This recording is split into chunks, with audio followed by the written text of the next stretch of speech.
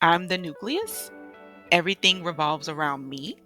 That means my job needs to revolve around me, not me revolving around my job. My kids, my kids revolve around me. I don't revolve around my kids. I support my kids. I help my kids. I'm there for my kids. But this is my world. I'm creating for myself so I could be my best successful self. So the dream. Hello, everybody, and welcome back. We are in the full speed ahead movement of the Blueprint Year. My name is Pranithia from Everyday Kingdom Living, and I'm so glad that you have said yes to this journey with me. Remember, like I told y'all in previous videos, that God took me on this journey first, and now I'm showing you the blueprint that He gave me to help you have the best 2026 transformation of your life. So if you are ready to rock and roll with me in this movement, stay with me. Let's go. In 2025, God gave me the blueprint. But in 2026, I'm walking single moms through it. All right, so today we're talking about those mindset shifts because remember, we cannot agree. Our bodies will not agree. Our spirits will not all agree to come together unless we shift our mindset first. There's no way that we can achieve any type of success if we don't first start with our minds. So, the first mindset shift that we want to make in this journey is remembering that it's important to embrace strength and resilience because this single mom journey is not for the weak. It is not for the faint of heart, and it is definitely not for someone whose mind is focused on being more of a victim versus being more of somebody that walks in the spirit of success. So, we are going to walk as victors, not victims, in this 2026 blueprint year. Okay. So the first thing we want to do is change this mindset. This thought says, I'm doing this all on my own.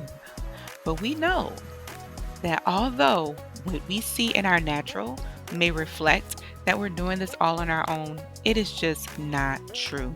There are organizations, there is one friend, there is one family member, there is God for those that are filled with the Spirit that will hold on to us and will provide that consistent love and support that we're looking for. As I went through my own personal journey, I may have thought this thought every so often because it looked as if things and people weren't around to support me in the ways that I needed. But as I went on this journey, I have realized that one, God was always there. I knew that He was always there. He's the one who got me through. But what I learned even more in 2025 was how often, how consistent God was in the things that I was going through and doing. And it makes me realize that if I would have just allowed Him to do completely what He wanted to do in my life and not try to like help Him, I probably would have been a lot farther in 2025. But I learned it all. I learned what I needed to learn in 2025 about this journey as a single mom. And one of the things I will not say is I'm doing this all on my own, because I'm not. To shift this mindset though, you want to say, I'm strong and capable, and I'm building a beautiful life for my family.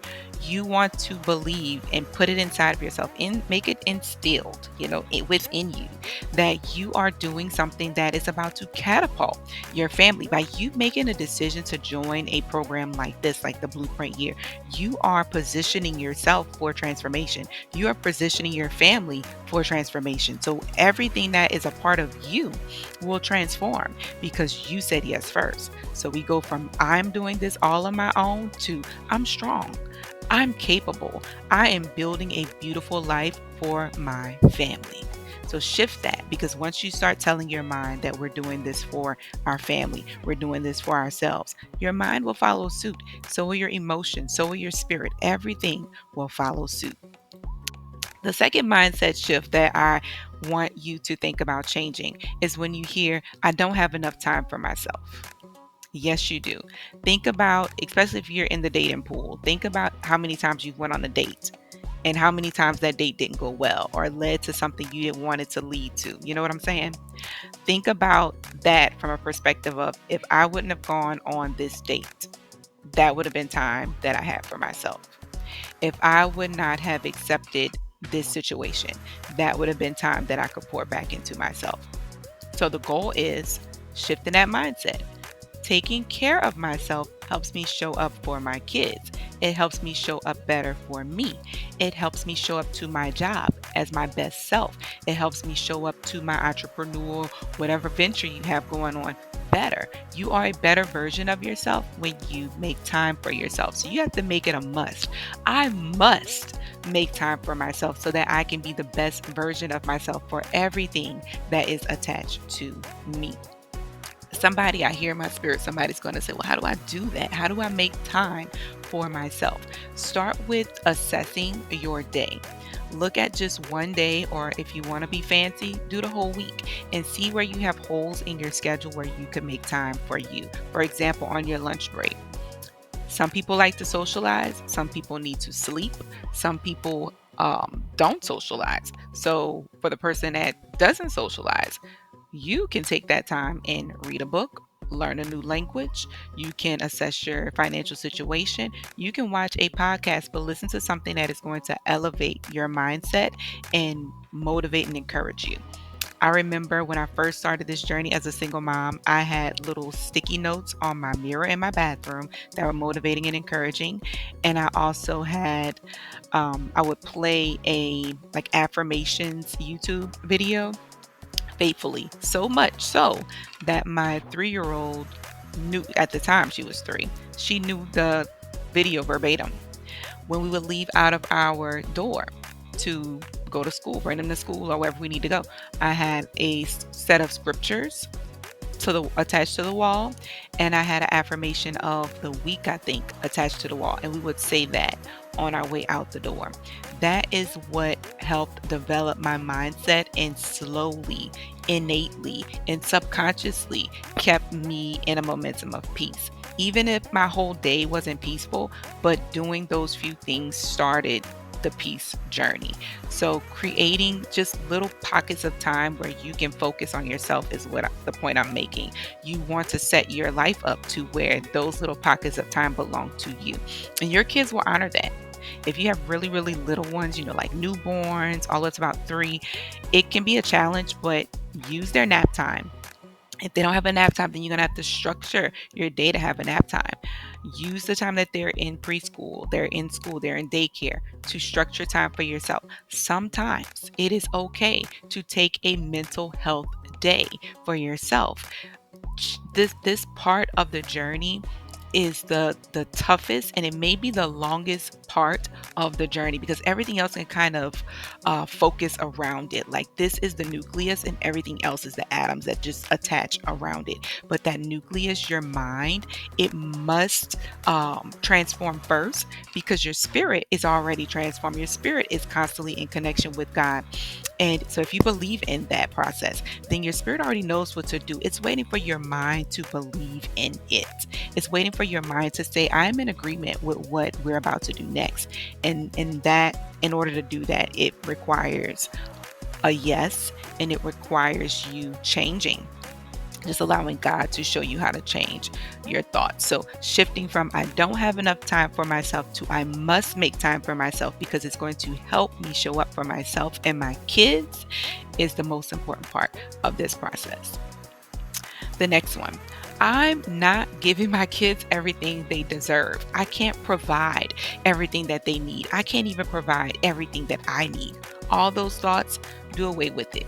If you are loving your children to the best of your ability, if you are showing effort to the best of your ability, if you are present to the best of your ability, those right there, those little small 3 things are exactly what your kids need to become less of a striver and start to thrive in your environment. You want to shift the I'm not giving my kids everything they deserve to I am giving them what I can to the best of my ability. Because you may not have a full education that you desire. You may not have the degrees that you want. You may not have graduated out of high school. You may not be making the money that you want to make. But are you doing your best? Now that takes assessment, because if your best means I'm taking the money that I'm making from my job and I am deciding not to buy these things, but to do this because we need this, we want this, but we need this. They need me to be home more. So if I'm working overtime, I'm not home with my kids and my kids are suffering because I'm not home versus me being able to buy them everything, then assess that. Maybe it is safer to say that I am only going to work overtime occasionally to make ends meet. I'm having an issue with using some of these words because they're not in my vocabulary anymore. But you may be in the position where you have to make ends meet, and because of the desire to make ends meet, schedule working overtime as sparingly as possible, because your presence is more important than money. Your presence is more important than being able to get them everything that they want. Your presence is more important than uh, making sure that they have this lavish birthday or this car or this trip. They literally, your kids thrive off of you. Remember, I said becoming a nucleus, your mind becomes a nucleus. You personally are the nucleus for your kids. Your kids will start to revolve around you. They will start to respect your space that you create. They will start to just want to be where you are. My girls are like that with me. I have two daughters and they're like that with me, and they just want to be wherever mom is. And I love that for them. So, but that's because I shifted this mindset. I knew that me being more present for them was more important than going out to work somewhere for 8 hours and not being present in their lives because I'm too exhausted. So I shifted my life to where I became an entrepreneur, and that was best for us. It may not be the right thing for everybody. Everybody is not, an entrepreneur in the sense of their full income comes from it, but you have to do what's best for you. But the best thing you could do is shift your mindset to a one that says, I want to be present for my kids. All right, the next thing we're going to talk about is the feeling of overwhelm and exhaustion. Yes, as a single mom, we will most definitely feel exhausted and overwhelmed sometimes. But think about it this way: if you are walking on this blueprint journey with me, that overwhelm and that exhaustion, I promise you, it will turn into being overwhelmed by blessings. It will turn into, I don't want to say exhaustion because you don't function there anymore once you get to this certain place, but you will be overwhelmed with blessings, and you will be tired, but it won't be the usual tired where you kind of want to be alone. It's going to be, I'm tired, my body needs to rest, but my mind and my spirit can keep going. So then you start to learn how to implement rest, proper rest in your life. You shift that mindset to it's okay to rest and ask for help. That means babysitters that you trust. That means when they're at school, you might take that mental health day and come home and just rest, fully rest. You may provide yourself with some type of self-care, like you're going to get a massage, or you might just go hang out with a friend or take yourself to the movies or whatever so that you can decompress. Journaling is another way when you're feeling overwhelmed to decompress. Using that voice memo in your phone to just vent and talk is another way to decompress. Every now and then, ChatGPT can become your personal therapist where you can just vent to it. I wouldn't necessarily say receive any type of mental advice from it, because it has to be tailored to you, which can happen over time, but definitely just allowing you a safe space to talk without judgment and freedom and getting appropriate feedback would be the prime thing. But when you feel overwhelmed, you want to think about what is causing the overwhelm. Is it me having to deal with people on my job? Is it because my kids don't listen to me? Is it because I'm dealing with my exes? Is it because of my financial situation? Whatever it might be, you're going to have to figure out what is causing the overwhelm and then mitigate that, fix that, figure it out. The exhaustion, see where it's coming from. Is it because you don't have enough time for yourself, or you're spending too much time over here and not enough time over there? Is it because you are not able to put your time into areas that you want to put your time into? So you have to make, just kind of assess your situation, see what is the cause of the overwhelm and the exhaustion, and then fix it. because you do actually have people in your life that want to support you. You may find that when you assess your schedule that you do have room in your schedule to get things done. So take a look at that and see what you come up with. And we're going to do that. We're going to explore a lot of these mental facets early on in the month of January. Like, this is what we're talking about, because at the end of January, we want to be in a mental space to hear God clearly and know what we want to put on our vision board. So let's keep walking on in this, okay? All right. Next thing, this is a big one, y'all. A big one. This one says, my dreams have to wait. There is a season. We know in the Bible, it talks about a season, a time to plant, a time to cry, a time to sow, a time to harvest, a time to reap. And with that mindset, thinking about your dreams, there's a time and a place to achieve certain dreams. I had a student, she's a teenager, she is 18, and she was telling me the list of things that she wants to do, but she felt like she knew, I'm not going to be able to do all of these things. And I said, well, why not? She said, well, they're so scattered. They're different aspects of things. Some was art, some was dance, some was music, some was like a behind the desk job. But she knew she wanted to do all these things. I said, well, all of these things are important to you. All of these things make you who you are. I said, so why, I don't want you to believe you can't do them, because you can. And I started listing off all the things that I have done in the 37 years of my life. And she was like, what? Are you kidding me? Actually, after this video, I'm going to teach her today. We have a one-on-one class, and to just help her like catapult to the next level in her life. But she was like, you did all of this? I'm like, yeah. What I want you guys to know about your dreams, when it says my dreams have to wait, one, you can shift it to this mindset right here. I can still pursue my goals one step at a time and show my children what resilience looks like. But it goes beyond that. That's just one thought you could have. When you have several dreams on the table, and right now you may be attacking just one. You may be working at a job where you see yourself being promoted and making more money in this environment. Now think about all the other things you don't get to do because you're working that job for 8 hours. You may want to sing, you may want to do art, you may want to paint, you may want to travel more, whatever it is. And if that dream revolves around making you money, then, of course, keep dreaming that. That's the kind of stuff we're going to write on our vision board, our prayer board, by the way. But all those things are accessible, but in season. So for me personally, I have a garden company and I have an education company. I do finance, and all of these companies, they rotate around the nucleus. The nucleus is one business, and then they rotate in season. So in the spring and summer is when my garden company picks up. It slows down a little bit in the winter and in the fall. So I shift gears to what's coming up in the winter and the fall, education. So then I focus on tutoring, teaching, those things. And that shifts around the nucleus itself. Now that lasts pretty much the whole year, but takes a break in the summer where my other businesses pick back up. So you have to think about your life that way. I'm the nucleus. Everything revolves around me.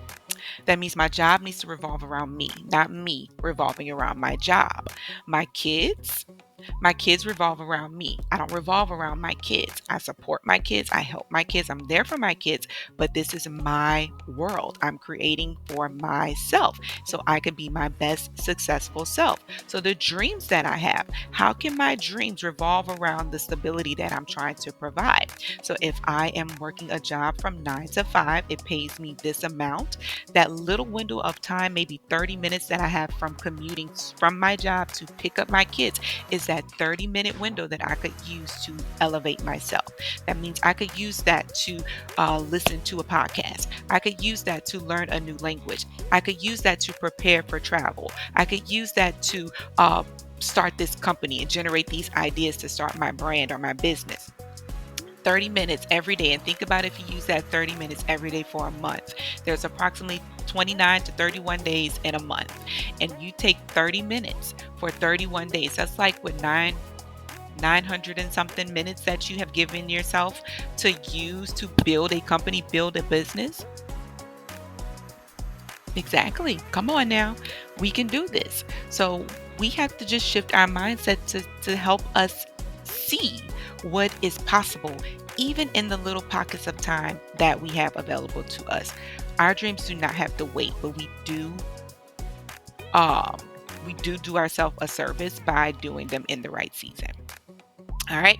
So that was the end of this video about shifting your mental mindset. Like I said, we're going to dive deeper into some of these points in another video, but you made it. You made it, and the journey continues.